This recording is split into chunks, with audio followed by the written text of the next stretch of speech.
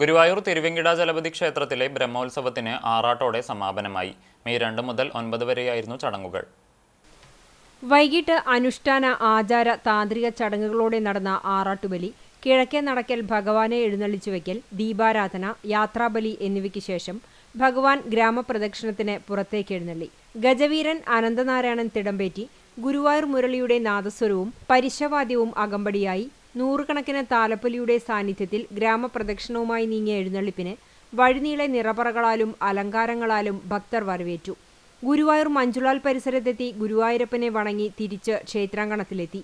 കോട്ടപ്പടി സന്തോഷ് മാരാരുടെ നേതൃത്വത്തിൽ വാദ്യതാളങ്ങളോടെ ക്ഷേത്ര ഊരാളൻ മല്ലിശ്ശേരി പരമേശ്വരൻ നമ്പൂതിരിപ്പാടിന്റെ സാന്നിധ്യത്തിൽ ക്ഷേത്രം തന്ത്രി ചേന്നാസ് ദിനേശൻ നമ്പൂതിരിപ്പാടിന്റെ കാർമ്മികത്വത്തിൽ അനുബന്ധ പൂജകളോടെ ക്ഷേത്ര തീർത്ഥക്കുളത്തിൽ ഭഗവാന്റെ ആറാട്ട് നടത്തി.